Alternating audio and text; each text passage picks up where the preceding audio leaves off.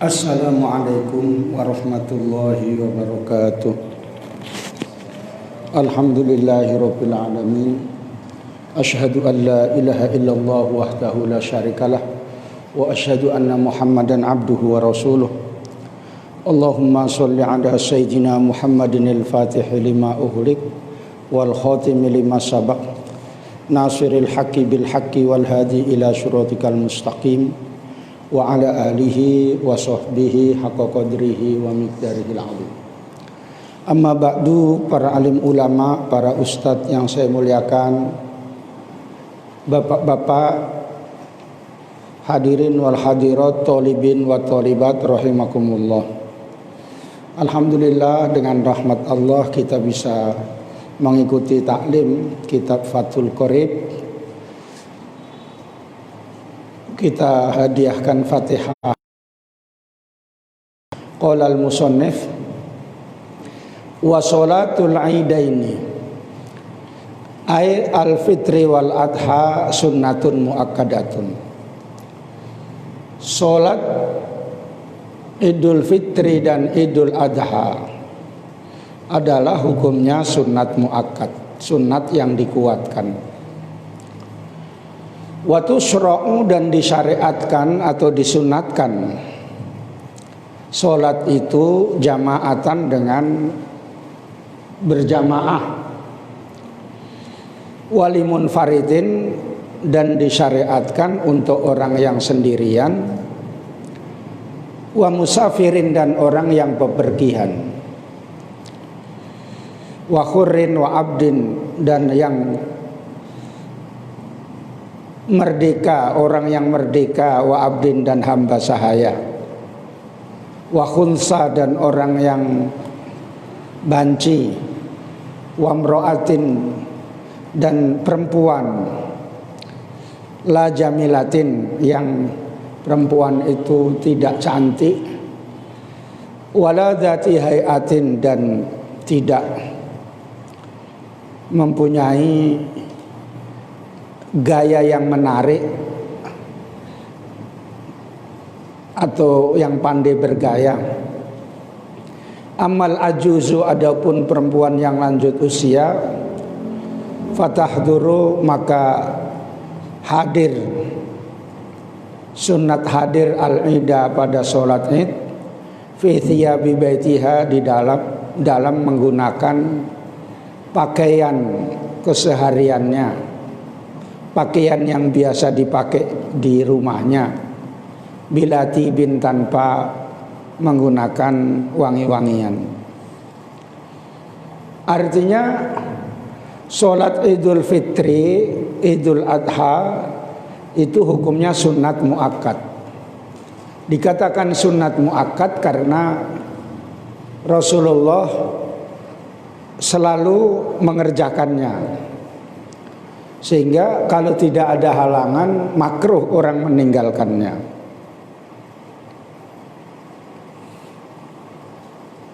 Ada namanya sunat ghairu muakkad, sunat yang tidak dikuatkan, yaitu karena Rasulullah tidak selalu melaksanakan.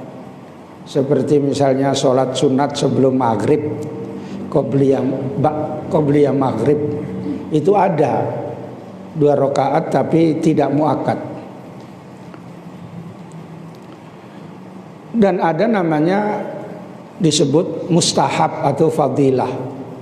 Fadilah itu mengikuti tingkah laku Nabi, sifat-sifat Nabi yang tidak khususiyah, yang tidak khusus bagi Nabi. Misalnya bagaimana makannya Nabi, berhenti sesudah kenyang kali, bukan, berhenti sebelum kenyang, ya. Kalau kamu kan berhenti sesudah kenyang kali gitu, ya. Itu enggak mengikuti sunnah Rasul, ya, mengikuti hawa nafsu. Itu namanya disebut fadilah, mustahab gitu, ya, keutamaan gitu. Sunnat muakkad karena berdasarkan firman Allah, fasholli li rabbika wanhar, salatlah kamu untuk Tuhanmu, karena Tuhanmu, dan potonglah binatang ternak. Karena ada kata-kata wanhar, potonglah binatang ternak, maka berarti sholat itu yang dimaksudkan adalah sholat Idul Adha gitu. Karena itu sholat Idul Adha itu kalau dari sisi keutamaannya lebih afdol daripada Idul Fitri. Cuma orang biasanya ramai itu kalau Idul Fitri karena membelai baju baru, karena mau namanya hari senang-senang, yang sebelumnya nggak makan terus makan gitu ya.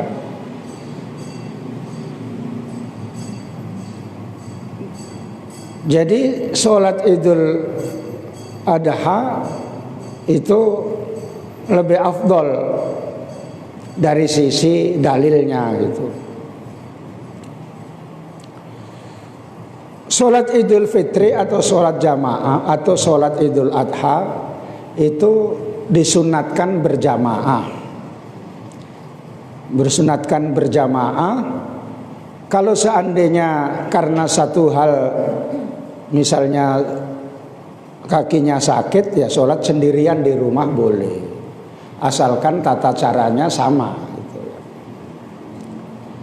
Jadi sholat misalnya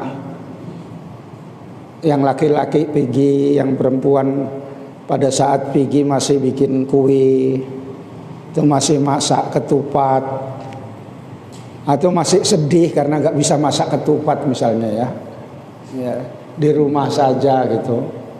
Ya udah sholat sendirian di rumah saja 2 rakaat. Kalau sendirian nggak pakai khutbah. Kalau sendirian pakai khutbah, yang mau dikhutbahi siapa gitu. Kayak gitu ya. Kalau jamaah disunatkan salah satu di antara mereka itu berkhutbah. Pepergian misalnya pulang kampung ya, yang tempo hari boleh, tempo baru-baru ini ada yang boleh, ada yang enggak.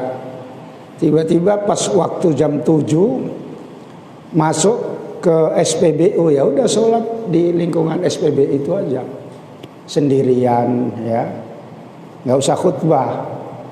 Mau khutbahi siapa? Pegawai SPBU gitu. Nah, jadi kadang-kadang orang nggak paham karena bilangnya nggak sholat di masjid, terus aku nggak bisa sholat karena nggak bisa datang ke masjid gitu. Itu salah. Kalau mau sholat sendirian pun sunat. Cuma disunatkannya lebih afdol itu jamaah. Lebih afdol itu jamaah. Kalau jamaah itu dilakukan di masjid, itu lebih afdol. Karena masjid itu adalah tempat yang paling utama. Karena mulianya masjid dibanding dengan lapangan. Kecuali masjidnya itu sempit, makmumnya banyak, maka nggak apa-apa sholat di lapangan. Tapi kalau masjidnya cukup, tidak ada uzur, maka di masjid itu lebih afdol. Karena di masjid tambah lagi nanti sholat tahiyatul masjid, tambah lagi namanya sholat tambah lagi iktikaf gitu. Kalau di tanah lapang nggak ada sholat tahiyatul lapangan gitu, nggak ada gitu ya. Makanya afdolnya di masjid. Cuma karena corona ini disuruh orang sholat di rumah saja. Kalau sholat di rumah saja, yang bapak-bapak berkhutbah karena jamaah bingung juga, karena nggak biasa berkhutbah, kecuali memang yang kepingin kali berkhutbah tapi nggak ada yang undang gitu. Jadi itulah latihannya sama anaknya sama istrinya itu ya, kepingin kali berkhutbah tapi nggak ada yang mengundang. Akhirnya berkhutbah dia di situ entah apa-apa, sebab istrinya pun senyum-senyum aja. Ya, Kata anaknya, cuman ada khutbah kayak gini katanya ya, gitu ya. Karena nggak biasa khutbah. Khutbah itu pun nggak gampang. Lebih mudah sambutan-sambutan gitu ya. Berdiri di atas kayak gitu, ditengok orang banyak, ngeletar kaki. Jadi imam aja bisa salah ya. Khutbah lagi berdiri yang kayak gini, ditengoki kakinya sama jamaah. Ini jarinya ya, jarinya kok bengkok kayak gini. Ini pernah dilindes apa gitu ya. Ditengoki lagi bajunya kok lapuk-lapuk kayak gini. Ini Ustadz nggak laku nih katanya kan gitu ya. Banyak kali komentar masyarakat itu ya. Makanya kalau jadi khotib ya penampilannya itu yang lebih menarik, yang lebih sopan dibanding orang yang jamaah biasa gitu. Itu sunatnya ya. Kecuali bagi orang perempuan yang memang menimbulkan kalau sholat di masjid itu hal-hal yang negatif. Yang cantik, yang kalau sholat di masjid menimbulkan hal yang negatif. Dikhawatirkan nanti membuat fitnah di masjid karena cantiknya luar biasa. Begitu lewat gitu, ini baunya kok sedap kali katanya kan gitu ya. Baunya orang cantik kan beda dengan orang yang biasa gitu ya. Cuma kadang-kadang cantik tapi ketiaknya bau. Ya. Itu memang kelebihan ya, plus kekurangan ya. Kamu tandai gitu ya. Kalau pas orang lewat ke pajak gitu, duduk kamu situ, orang cantik kok ketiaknya bau gitu ya. Itu istiqra ya, penelitian. Tapi kalau orang yang sudah tua, lanjut usia, ya itu tetap disunatkan. Kalau perempuannya biasa-biasa saja, tidak membawa fitnah, tidak yang dikhawatirkan menimbulkan hal yang negatif, itu boleh ikut sholat Idul Fitri, Idul Adha gitu ya. Tapi jangan menimbulkan hal-hal yang negatif. Pakaiannya yang biasa saja, yang jangan yang nyolok-nyolok gitu ya. Ataupun tidak pala cantik tapi bergaya, pandai bergaya gitu. Itu juga gak usah di masjid karena gayanya itu ya menimbulkan hal-hal yang negatif. Banyak yang seperti itu, memang gak pala cantik tapi gayanya luar biasa ya. Kalau pakaian dan tingkahnya gitu membuat orang tertarik gitu ya. Ada yang biasa-biasa saja, cantik biasa saja. Itu memang ada sifat-sifat orang tertentu. Ada orang disuruh bergaya malah jelek. Bergayalah kak begini gitu kan, kaku semua badannya ya, macam dipaksakan gitu ya, dirangkul suaminya misalnya ya, kaku semua gitu. Orang menganggap nggak pandai bergaya gitu ya. Tapi kalau yang pandai bergaya disebut zatu hay'ah. Hay'ah itu maknanya banyak. Pertama dalam bahasa Arab hay'ah itu organisasi, itu hay'ah. Kedua sunat hay'ah itu ya. Sunat hay'ah itu sunat yang kalau ditinggalkan tidak disunatkan sujud sahwi. Yang ketiga ini mempunyai gaya, mempunyai tingkah yang menarik perhatian laki-laki, itu namanya zatu hay'ah gitu ya. Kamu tentu bisa membeda-bedakan ya, yang memang diberikan oleh Allah kepandian untuk bergaya. Kayak bintang-bintang film itu sebagian nggak pada cantik tapi gayanya menarik gitu ya, pintar lagi, cerdas gitu ya. Nah itu.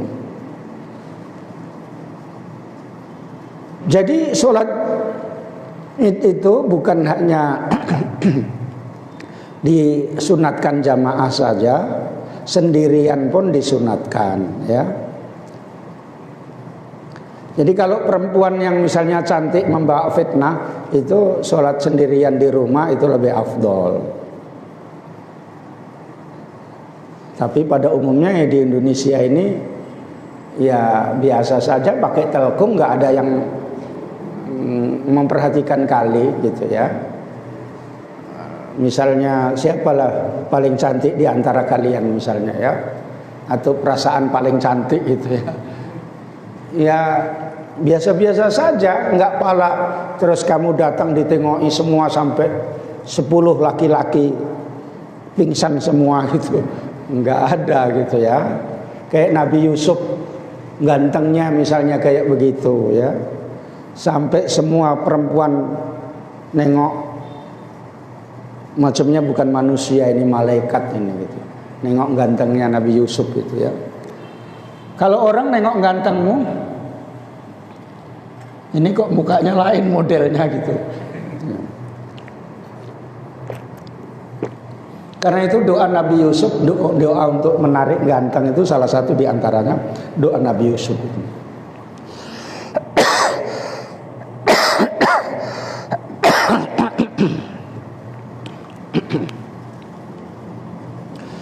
Jadi hukumnya kayak begitu. Wa waktu sholatil idaini. Adapun waktunya sholat Idul Fitri Idul Adha itu ma baina tulu'i syamsi, waktu antara terbit matahari wa zawaliha dan tergelincirnya gitu.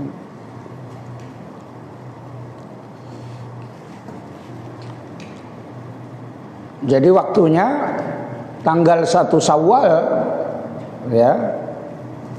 Maksudnya tergelincirnya matahari dan terbit matahari dan tergelincirnya itu pada tanggal 1 Syawal, bukan nanti tanggal 3 atau tanggal 4. Di sini tidak diterangkan. Maksudnya adalah 1 Syawal. Begitu juga Idul Adha, yaitu pada tanggal 10 Dzulhijjah. Jadi disunatkan kalau misalnya sholat Idul Fitri agak disiangkan sedikit gitu, supaya orang yang berzakat mana tahu ketinggalan ada waktunya gitu. Kalau misalnya sholat Idul Adha agak dicepatkan supaya waktunya untuk berkurban itu agak lapang gitu ya. Jadi khutbahnya pun tidak terlalu lama dan tidak pendek gitu. Wa ya ay sholatul idi, sholat id itu ini kaifiatnya, cara-caranya. Rakaatani, 2 rakaat, yahrumu bertakbir takbiratul ihram biha dengan rakaatan, biniyati Idul Fitri dengan niat Idul Fitri, awil adha atau niat Idul Adha, wayati dan mendatangi atau membaca bidu'ail iftitah dengan doa iftitah, yaitu Allahu Akbar kabira itu tadi, wajjahtu wajhiya, wa yukabbiru dan bertakbir fi raqatil ula pada rakaat yang pertama 7 kali, siwa takbiratul ikhrami selain takbiratul ihram. Tsumma yata'awwadzu, kemudian membaca a'udzubillahi minasyaitonirrajim dengan rahasia, dengan pelan-pelan tidak didengarkan orang. Wa yaqra'ul Fatihata dan membaca Fatihah, ba'daha sesudah Fatihah. Tsumma yaqra'u ba'daha, kemudian membaca sesudah Fatihah surat Al-Qaf, pada surah Qaf kalau panjang, jahron dengan suara yang keras, artinya didengarkan oleh orang lain, atau kalau enggak itu ya baca surah Sabihis. Sabihis itu yang sedang gitu ya. Wa yukabbiru dan bertakbir fi raqatis tsaniyati pada rakaat yang kedua khomsan 5 siwa takbiratul qiyam selain takbir berdiri. Tsumma yata'awwadzu kemudian ta'awudz membaca a'udzubillahi minasyaitonirrajim dengan rahasia, dengan suara pelan. Tsumma yaqra'ul Fatihata kemudian membaca Fatihah wa surata iqtarabat jahron dan membaca surah iqtarabat dengan keras didengarkan oleh orang lain. Atau kalau sabihis pada rakaat pertama, pada rakaat kedua hal ataka. Itu sunatnya itu ya. Makanya harus hafal itu ya, sabihis sama hal ataka. Jangan inna atau inakal kausar ya. Itu memang boleh tapi tidak disunatkan baca itu ya. Jangan dikurang-kurangi ayatnya ya. Kalau lupa ya itu tidak masalah. Kalau lupa ini karena beberapa hal memang kurang hafal ataupun memang grogi ya. Ada mertuanya di belakangnya gitu grogi gitu ya. Ada gurunya di belakangnya grogi gitu ya. Ada istrinya ikut sholat di situ grogi, ya, karena istrinya S2, dia S1 gitu ya. Makanya istri S2 itu kadang-kadang suami grogi juga, apalagi S3 ya, maulah tambah orang nggak berani. Istrinya S3, maka orang S3 kalau belum nikah itu S1 pun nggak berani nengok ya. Kenapa kau nengok-nengok saya? Kamu kan SPDI katanya kan gitu ya. Kamu baru SH gitu ya. Apalagi yang nggak punya apa-apa. Kamu punya apa? Gitu ya. Apa D1? D1 itu Pak D ya. Ya. Jadi takbir pada rakaat pertama adalah 7 sesudah takbiratul ihram. Ya. Takbiratul ihram dulu Allahu Akbar. Lalu membaca doa iftitah. Sebelum Fatihah barulah takbir 7 kali ya. Takbir itu disebut namanya takbir hay'ah, takbir zawaid atau takbir hay'ah.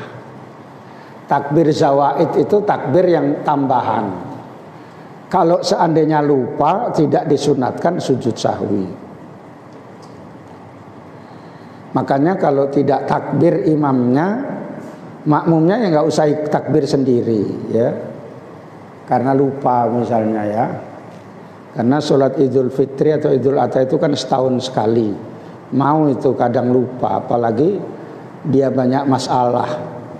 Misalnya masalah rumah tangga, habis direpeti istri gitu ya. Itu mau itu lupa. Hanya kalau mau suaminya Ustadz kalau merepet sesudah pulang khutbah aja. Tapi kalau udah dapat amplop nggak jadilah merepet ya. Ini dek, udahlah nggak jadi ya. Kecuali memang udah gondok kali. Jadi 7 kali itu antara takbir itu disunatkan membaca namanya al-baqiyatus sholihat. Al-baqiyatus sholihat itu subhanallah walhamdulillah wala ilaha illallah wallahu akbar. Antara takbir yang pertama dengan takbir yang kedua. Terakhir antara takbir yang ke-6 dengan takbir yang ke-7. Karena itu berarti bacaan yang disebut al-baqiyatus sholihah, subhanallah alhamdulillah wala ilaha illallah wallahu akbar, itu dalam rakaat pertama di antara takbir itu berarti cuma 6 kali, bukan 7 kali. Sebab yang terakhir itu tidak disunatkan sesudah takbir yang terakhir. Kayak gitu ya. Manik pernah jadi imam. Berapa yang subhanallahnya berapa kali? Dalam takbir zawaid yang 7 itu, subhanallahnya berapa kali kamu bikin? Lupa? Hah? Apa? Oh, kamu tadi mikir apa? Ya, mikir orang silver itu. Ya, kalau sesudah sebelum Fatihah yang pertama itu kan disunatkan, yaitu takbir Allahu Akbar gitu. Antara takbir itu disunatkan subhanallah walhamdulillah wala ilaha illallah wallahu akbar ya. Itu kamu baca subhanallahnya berapa kali? Ya. Apa? Enggak dengar saya. Satu takbir, satu subhanallah. Jadi kalau 7 takbir, 7 subhanallah. Nah, itulah yang salah. Ya. Umumnya kayak gitu, ya. Kalau wahyu tambah nggak baca, lupa dia, ya. Ya, lupa sama sekali dia, gitu ya, itu. Ya.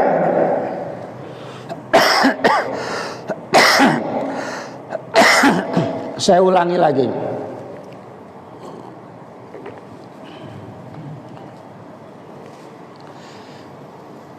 Yang dimaksudkan disunatkan membaca subhanallah walhamdulillah wala ilaha illallah wallahu akbar itu antara setiap takbir. Antara setiap takbir, bukan sesudah setiap takbir. Ini antara 7 kan. Berarti yang di sela-sela 1, 2, 3, 4, 5, 6. 1, 2, 3, 4, 5, 6 ya. 1, 2, 3, 4, 5, 6 ya. Kalau yang 5 takbir berarti cuma berapa? Ampe 4 ya. Kata si Hasan ampe katanya ya. Sebab dia orang Padang.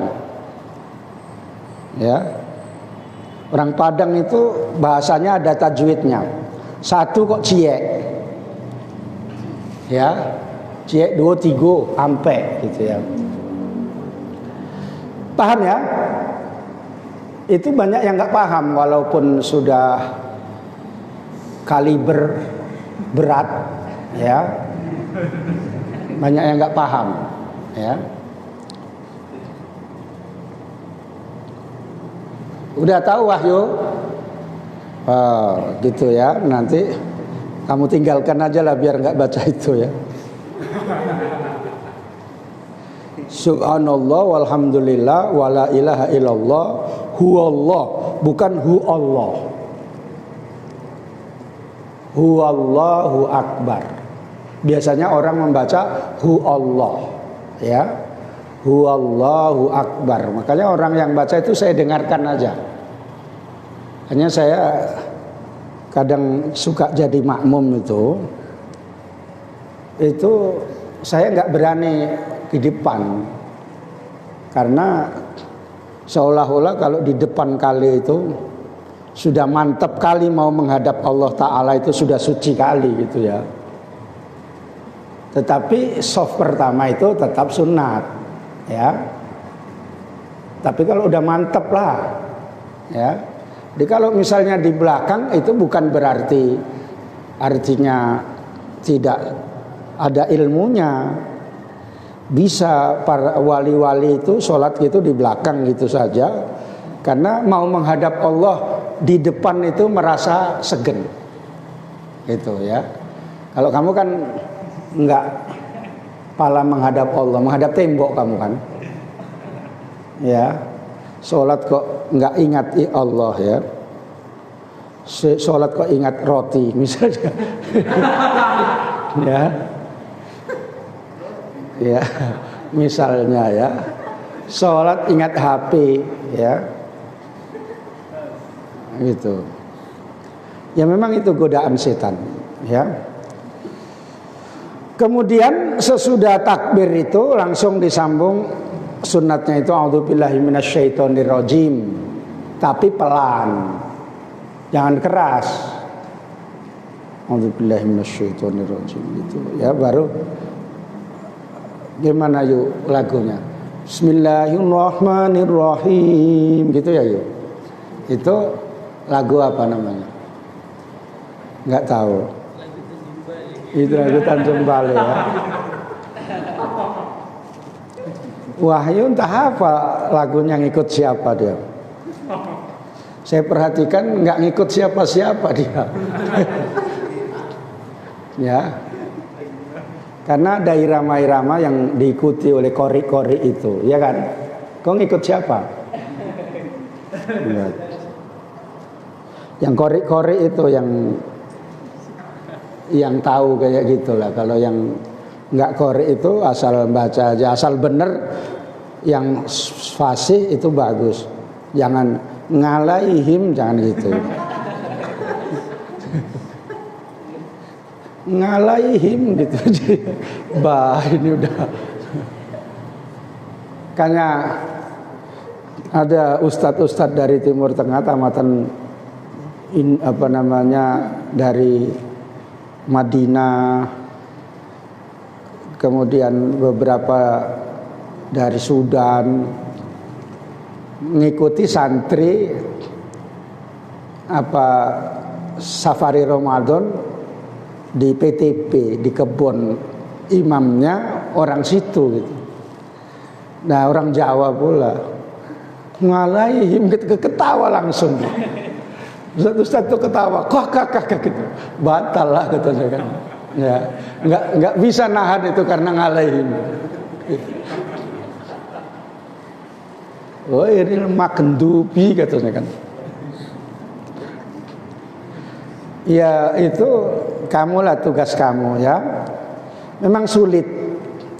Masing-masing orang punya lidah itu sulit, tapi kalau dilatih bisa ya. Kamu pun belum tentu fasih. Bilang Allah saja Allah. Ya. Lebih parah lagi Allahu Akbar katanya kan. Belajar sama Ardi kayak gitu ya. Karena biasanya orang dari selatan itu ya. Jadi membaca takbir itu tadi itu sunat. Seandainya lupa membaca takbir itu, kemudian udah sampai batas mau sujud, ya lanjutkan saja. Jangan berdiri lagi. Misalnya Allahu Akbar gitu langsung gitu ya, saking groginya gitu, langsung Fatihah, diingatkan ya, takbir katanya kan ya. Diam aja, enggak sampai Allahu Akbar, sampai udah mau imam takbir katanya kan, misalnya ya. Jangan balik, ya udah terus, karena sudah sampai batas-batas sujud. Karena itu yang wajib. Tidak boleh kembali kepada sunat, meninggalkan wajib. Lalu nanti sesudah itu kamu pidato tentang hukum fikih gitu ya. Biar lupa pun bela diri gitu ya. Biasanya kalau lupa itu ketakutan lah terus. Pucat-pucat ya. Udah lupa itu pucat-pucat itu, sudah nggak takbir matilah aku ini gitu. Makanya pernah lupa baca takbir itu Master of Arts dari Madinah itu.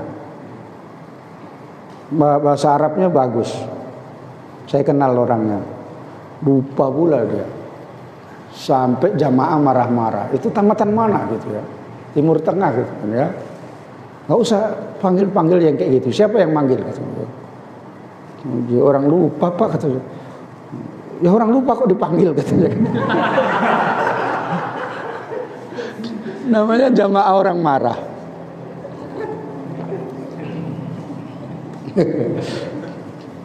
Itu bukan buat-buatan, realita gitu ya. Nah, paham ya takbirnya tadi? Yang jadi imam laki-laki ini ya, tapi perempuan tahu ilmunya nggak apa-apa. Jangan perempuan pula yang jadi imam ya. Jadi kalau imamnya perempuan, makmumnya perempuan nggak apa-apa. Kalau perempuan semua, makmum imamnya laki-laki, itu namanya Syekhun Nisa ya. Ya, Syekhun Nisa itu gurunya khusus orang perempuan. Kalau yang laki-laki nggak diterima. Jadi membaca ayatnya, kalau memang yang sedang itu tadi Sabbihisma rabbikal a'la, kemudian membaca yang kedua sesudah Fatihah hal ataka hadithul ghasyiyah. Tapi kalau mau membaca yang lain-lain juga boleh. Ya. Tapi jangan panjang kali, jangan pendek kali. Kok panjang kali kamu baca Yasin, khatam rakaat pertama, kedua Al-Mulk misalnya, hujan pula di lapangan. Ya. Rakaat pertama tinggal kamu sama tenda.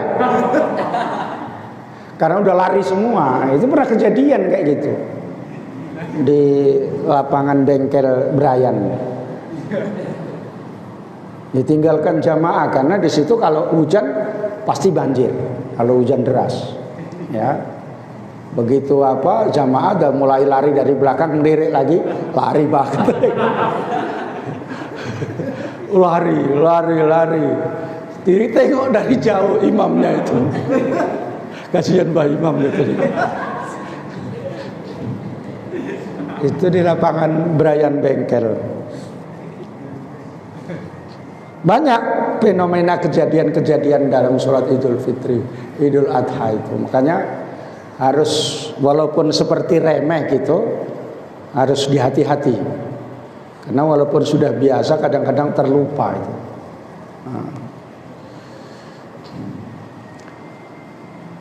Wa yukabbiru wa yakhtubu nadban, dan berkhutbah hukumnya sunat. Berkhutbah itu sunat.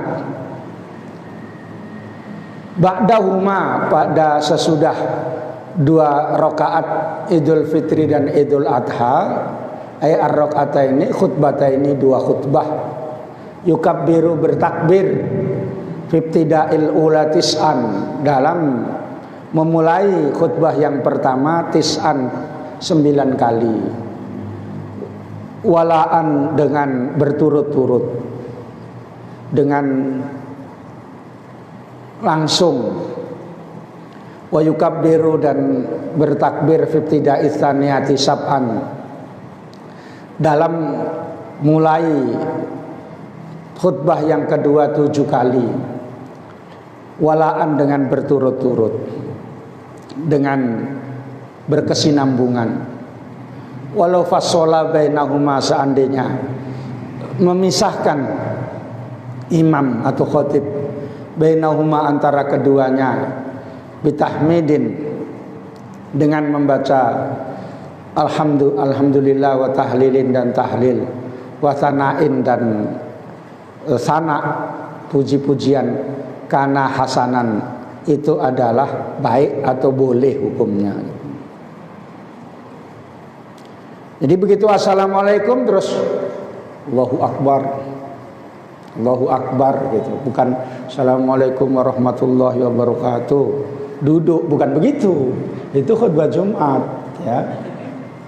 Assalamualaikum terus langsung Allahu Akbar, dihitungi pakai tangan. Kalau nggak ada tangannya ya ditulis, ya. Allahu Akbar sampai 9 baru Alhamdulillah gitu ya. 9 kali. Memulai takbir yang kedua, khutbah yang kedua, yaitu disunatkan dimulainya dengan 5 kali, 7 kali, ya. Sab'an yaitu 7 kali. Nah, jadi itu di dalam khutbah. Diingat-ingat kayak gitu ya. Nanti kalau misalnya mau khutbah, tengok kitab Fathul Qorib sebentar. Nah, kalau nggak ada kitab kecuali kitab itu ya, misalnya. Kemudian di dalam khutbah Idul Fitri disinggung masalah zakat fitrah. Dalam masalah Idul Adha disinggung masalah kurban. Tapi tidak semuanya kurban, ya. Zakat fitrah misalnya ya adalah yang wajib dilakukan, jangan sampai lupa misalnya ya. Jangan mengambil amil lebih banyak tapi harus dibagi rata misalnya ya. Kalau enggak bagiannya jangan mau misalnya ya. Terus diterangkan hukum-hukumnya singkat, baru memberikan pandangan-pandangan umum, ya, apa yang diperlukan oleh masyarakat pada saat itu, ya. Jadi jangan zakat fitrah saja. Nanti dikomentari orang, udah siap Pak tadi malam, katanya gitu, ya. Tapi diterangkan secara detail yang orang tidak tahu. Bahwa zakat fitrah itu wajibnya ketika tenggelamnya matahari akhir Ramadan, bukan 3 hari sebelum Idul Fitri gitu kira-kira. Sebagian panitia 3 hari, 2 hari sebelum Idul Fitri udah nggak mau nerima lagi gitu ya. Ya kalau memang nggak mau nerima lagi langsung dibagikan sendiri gitu. Nah, itu baru diterangkan ya. Sebab paham orang dengan tidak mau menerima lagi itu seolah-olah itu pada saat itu. Makanya waktunya menyampaikan itu kan yang paling afdol kalau bisa melaksanakan sesudah sholat subuh itu, 1 Syawal. Dikasih kalau memang bisa. Kalau nggak bisa ya malam Idul Fitri itulah. Bawa naik kereta mau diantar kemana gitu ya. Bawa beras bukan bawa kayu. Ya. Bawa kayu di belakangnya segini-segini. Ya, entah mau bikin apa gitu ya. Itu. Ada kayak gitu ya Kak ya. Itu bukan waktunya zakat fitrah, bahwa dilebihi boleh. Misalnya saudaranya dikasih 1 goni gitu lebih bagus, ya. Misalnya nggak usah pas 2,7, saudaranya misalnya dikasih 1 goni, ya. Fadil zakat fitrah sama misalnya familinya yang agak jauh. Itu ada 2, pertama kewajiban, kedua silaturahim. Ya, jangan zakat fitrah sama calon istri. Ngejek itu namanya ya. Ya, dikasih lah ya. Dikasih calon istri ini untuk beli baju 700 gitu ya. Kalau masih belum jadi kan dikasih. Udah jadi nggak diperhatikan itu.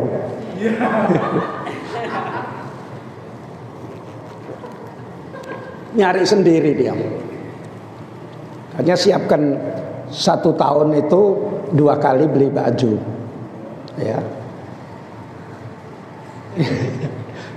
1 1 tahun 2 kali beli baju untuk istrinya.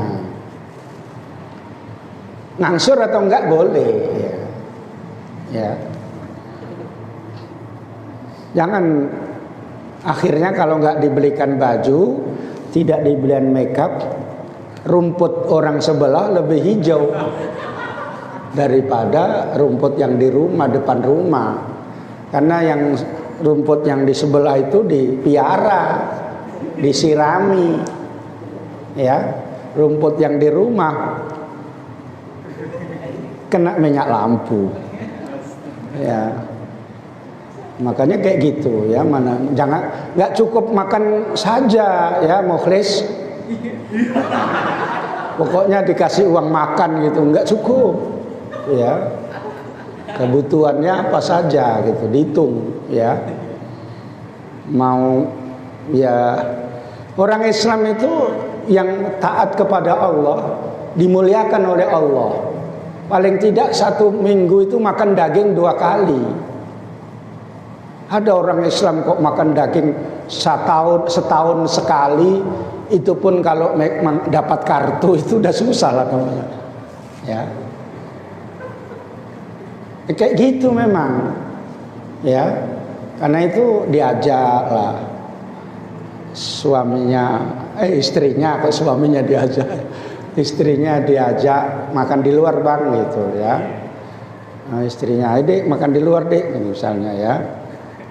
Terus keluar, bukan piringnya dikeluarkan depan rumah gitu, ya. Kan di luar, ya. Di KFC misalnya, ya. Yang asli KFC, yang asli bukan KW. Ya. Sekali-sekali, sampai istrinya nggak tahu ini makanan namanya apa ya bang. Kan udah parah nih, ya. Ada di kafe-kafe orang-orang elit itu makanannya bermacam-macam, nasi ini gitu, ya, ditunjukkan gitu. Jangan sampai nampak istrinya, bang ini nasi apa bang itu, dengar sama orang lain.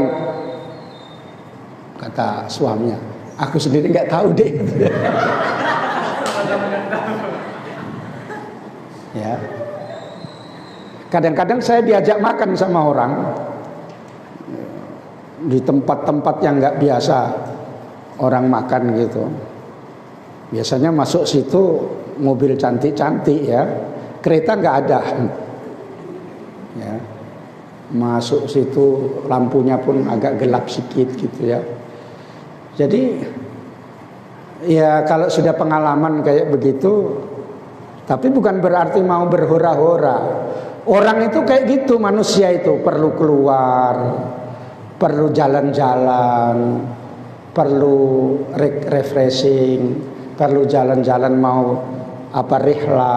Emang kayak gitu manusia, ya. Bukan di rumah aja, ya. 1 tahun kamu di rumah aja udah nampak tua, karena nggak ada senangnya itu. Kecuali memang senangnya itu di rumah aja karena ada penyakitnya. Nah itu lain lagi, ya. Kamu tengoklah orang yang sudah kesana kemari gitu, dia awet muda,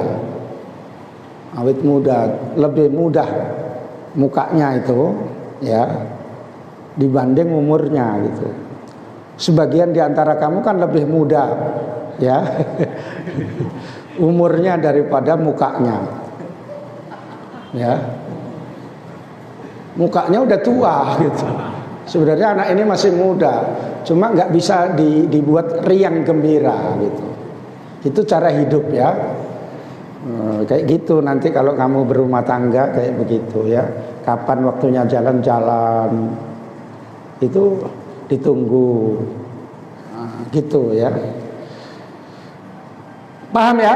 Takbirnya tadi begitu. Assalamualaikum warahmatullahi wabarakatuh. Allahu Akbar. Allahu Akbar 9 kali. Begitu berdiri lagi, ya, karena 2 kali khutbah. Disunatkan 2 kali khutbah, makanya tadi khutbatain. Kalau sekali khutbah itu bukan Ahlussunnah wal Jamaah itu, Muhammadiyah itu, ya. Makanya kamu tengok kalau diundang khotib itu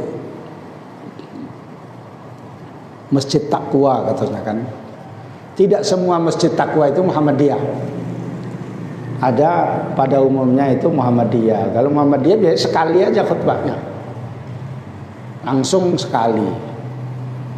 Sama dengan apa namanya, kalau sholat Jumat itu azannya cuma sekali. Kalau nggak pandai, macam bego-bego kita dibuatnya. Ya, belum azan gitu langsung silahkan Pak katanya. Grogi-grogi kita. Loh, belum azan kok udah khutbah gitu. Makanya cepat dia kalau orang Muhammadiyah itu ya. Cepat karena azannya cuma sekali. Kalau kita kan azan dulu. Makanya pegawai-pegawai itu suka khutbah, suka sholat Jumat bukan di tempat Muhammadiyah. Karena perasaan mau agak lama sambil istirahat. Makanya begitu alhamdulillah itu langsung mulai tidur dia. Alhamdulillah langsung. Dikiranya khusyuk, rupanya udah tidur. Begitu dibangun, Pak bangun. Baru kakinya digerakkan gitu. Orang udah berdiri semua, tengok kanan kiri baru ya berdiri dia ya. Ada anak-anak gitu tertidur dia sholat Jumat sampai pulang baru bangun. Jangan-jangan kamu pernah kayak gitu ya? Sampai anak saya pakai itu sholat itu mau ketawa dia. Dibangunin sama orang, bangun deh. Puasa pertama itu saya jadi khotib Jumat, nggak bangun. Ya udah tidur aja di situ. Ya, dah astagfirullahaladzim bangun deh. Udah siap Pak katanya kan. Si pakai ketawa dia. Ada pula yang kayak gini aturan ini gitu ya. Kata Abah, sholat zuhur kau. Tapi hari Jumat Pak ngelawan pula itu. Sholat zuhur kau katanya kan. Tapi hari Jumat Pak, mana ada sholat zuhur hari Jumat. Bapak-bapak itu pun bingung. Iya pula ya katanya.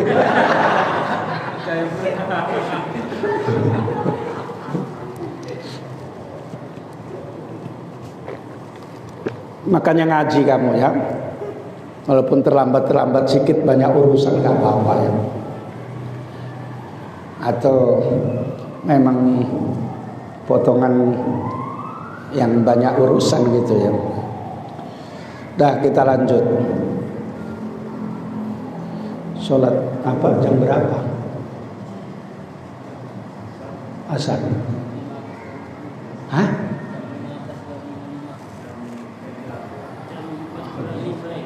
Hah? Oh gitu. Itu WIB atau WIT? Hah?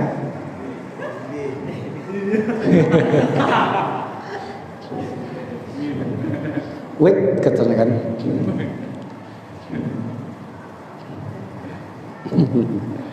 Iya nanti kamu harus cerdas ya, harus pinter. Makanya saya kadang-kadang ketawai kamu itu supaya nggak bodoh kali gitu ya, supaya kamu itu cerdas ya gitu. Ternyata ya ada kurang-kurangnya tadi sholat masalah takbir itu tadi ya ada yang lebih bagus lagi dihilangkan. Ya.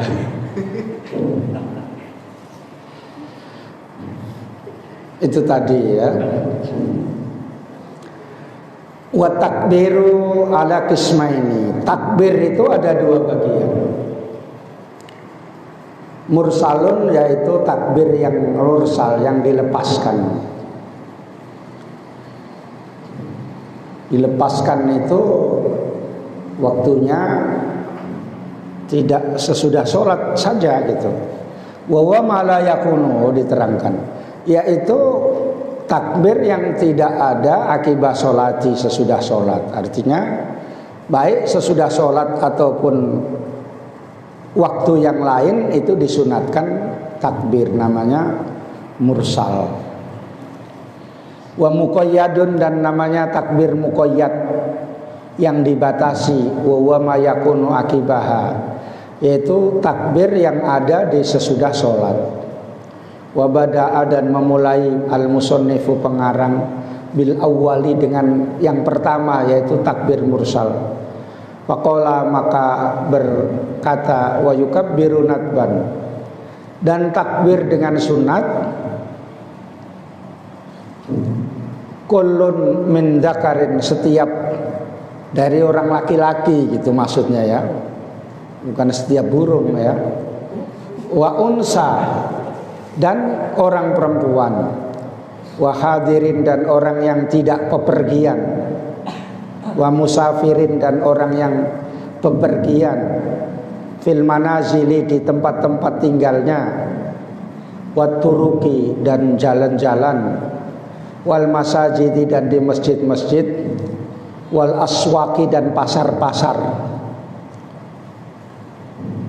Min ghurubis syamsi, dari tenggelamnya matahari. Min lailatil idi, dari malam Idul Fitri, Idul Fitri, Idul Fitri. Wa yastamiru, dan berlangsung hadat takbiru, takbir ini ila ayat khulal imamu minas sholati, sampai masuk imam fis sholati, dalam sholat lil idi. Wala yusannu, dan tidak disunatkan at-takbiru, takbir lailata Idul Fitri, akibat sholati, sesudah sholat. Walakinnan Nawawi, tetapi Imam Nawawi fil azkari, menerangkan dalam kitab azkar, ikhtaro, memilih Imam Nawawi, annahu sunnatun, bahwasanya itu hukumnya sunat sesudah sholat itu. Jadi takbir ini disunatkan tenggelamnya matahari ada dua, ada takbir, ada zikir. Begitu mulai tenggelamnya matahari akhir Ramadan 1 Syawal, maka disunatkan takbir di mana-mana, baik sesudah sholat ataupun di luar sholat. Maka untuk syiar Islam, biasanya umat Islam takbir di jalan menggunakan mobil ya. Kadang-kadang pakai pengeras suara takbirnya, menunjukkan syiarnya. Tapi yang lalu ini nggak boleh karena corona itu. Kita takbir di rumah aja ya.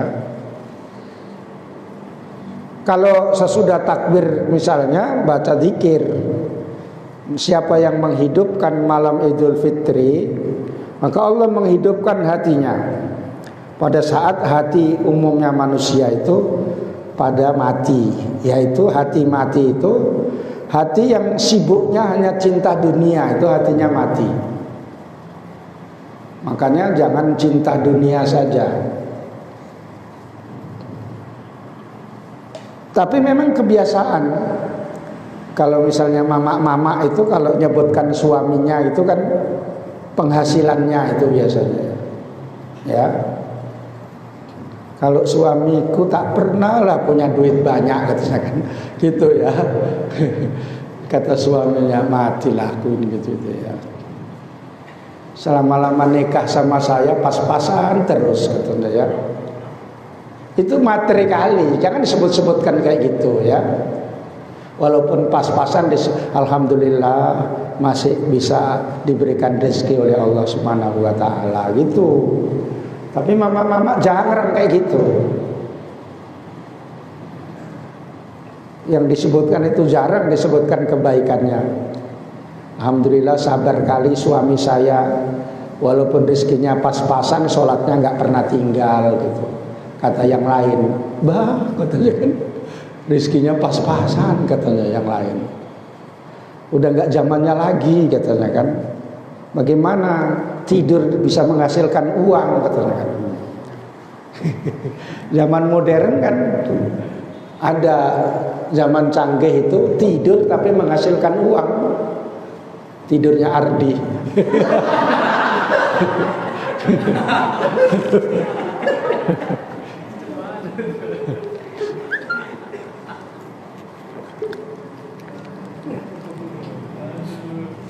ekonomi berkemajuan itu ada namanya tukar menukar uang. Ya. Tukar menukar uang. Misalnya dolar ditukar dengan rupiah.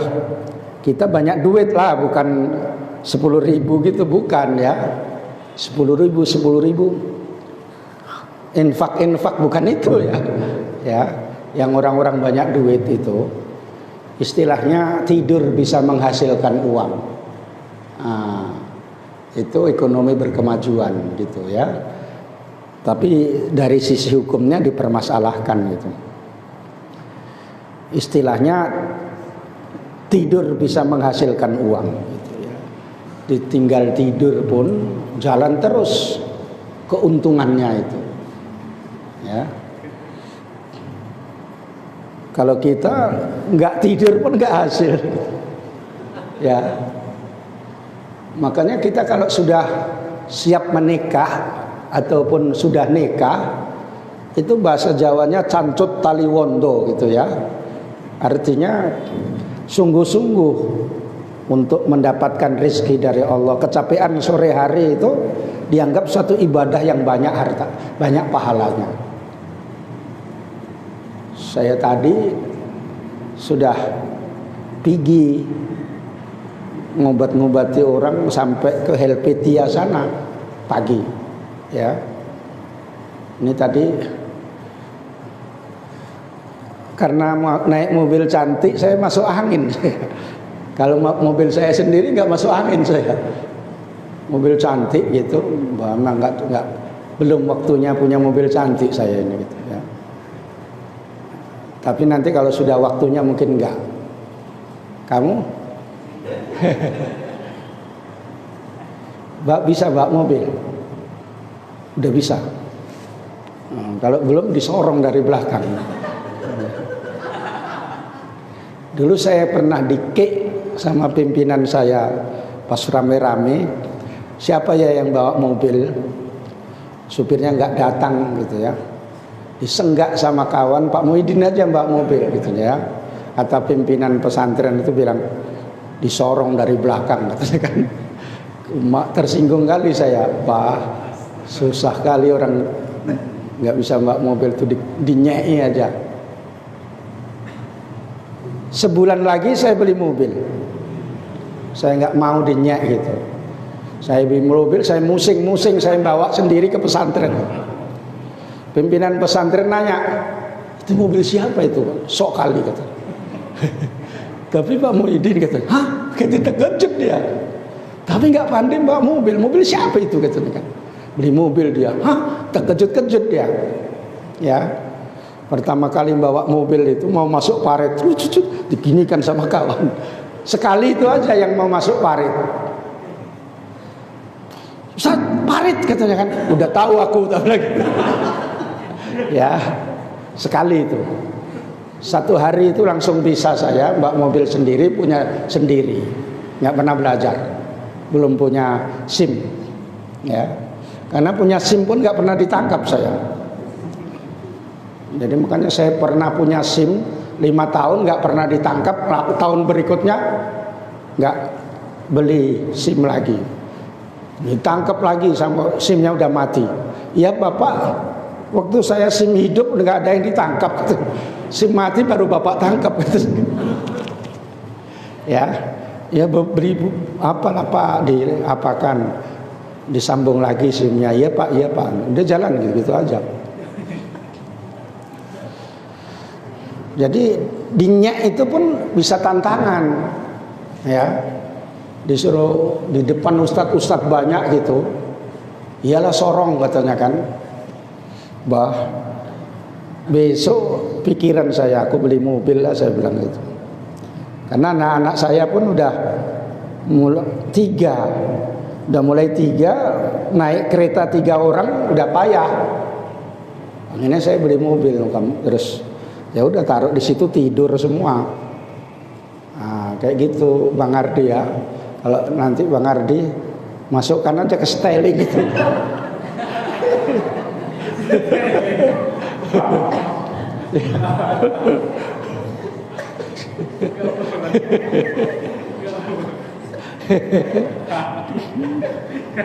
Kok ketawa kamu Wahyu? Itu satu kegiatan meniru Rasul berdagang itu ya. Nabi itu berdagang, menjalankan dagangannya siapa? Maisarah. Ya, Siti Khadijah dengan disuruh Maisarah untuk mengintip-ngintipnya gitu ya. Ini Nabi berdagang. Makanya Kak Mastura berdagang dia ya. Nah, gitu ya. Berdagang itu kalau dapat duit cepat banyak. Tapi kalau nggak laku yang sedih udah hujan lagi. Ya. Digini-ginikan pun hujan gitu ya. Tapi kalau udah laku pulang itu lapar sikit itu udah nggak lapar. Ya. Karena udah dapat untung banyak. Kayak gitu itu berdagang ya. Kalau mau kaya berdagang, kalau cepat miskin juga berdagang. Iya, kalau untungnya banyak, kalau nggak beruntung, makanan yang misalnya tidak bisa dijual lagi. Tapi kalau Bang Ardi hitung-hitungannya pasti beruntung, ya, karena udah dihitung laku sekian, untungnya sekian, nanti ini semua sodakoh amal jariah gitu ya. Ya, dikasih anak taklim ini anak-anak taat semua gitu ya. Begitu dikasih langsung makan 3 karena kelaparan. Misalnya sodakotan jariatan itu ya, sodakoh yang baik itu. Makan gaji itu aja. Makanya ya makan gaji, ya berdagang itu bagus. Karena ada yang niru-niru ya, jual sabun, rinso gitu ya, 10.000 gitu ya. Siapalah itu ya. Ya. Jadi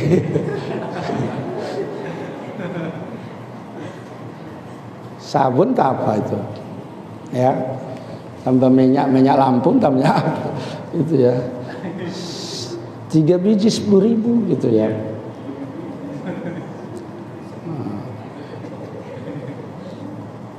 Kalau berdagang nggak apa-apa, hasanan gitu ya, baik itu ya, karena namanya pun Hasan gitu ya. Gitu. Jadi malam hari Idul Fitri itu sunat takbir, sunat zikir, waktunya pahalanya banyak. Karena pada umumnya orang sibuk untuk dunia, orang ini mau beribadah. Tapi jangan zikir terus. Ya diuruslah kepentingan dunia, pasang gorden. Kalau ada yang mau dipasang misalnya, kalau biasanya mejanya, tapak mejanya belum ada, jangan pagi-pagi belum ada tapak mejanya, surban suaminya dipakai. Ya, surban abang aja yang baru itu ya katanya kan. Begitu nyampe, muridnya pun ketawa. Ini surban ustad nih katanya. Ya, makanya ada ustad yang nggak mau pakai surban, ngenyek gitu ya sama yang pakai surban. Saya enggak biasa pakai surban katanya. Lalu saya kalau pakai surban dibilang sama istri saya, "Bang, kenapa pakai taplak meja, Bang?" katanya gitu. Ya. Itu ada ustadz profesor doktor itu. Ngomongnya kayak gitu, ngenyek orang yang pakai surban, pakai rida, padahal itu baik ya. Kalau kamu jadi khotib itu baik ya. Kamu jadi khotib yang imamah kamu itu yang lebih cantik ya, itu sunat, tapi jangan pamer gitu. Malam hari berkhutbah tapi dunianya pun kamu ikuti juga, digosok baju suami gitu ya. Kalau perlu jangan itu kamu urus gosok baju suami sampai lupa gosong baju suamimu itu. Pinggangnya itu udah koyak. Dodek baju itu udah baju jelek kan enggak usah pakai katanya. Ya, sedikit lagi. Wala yusannu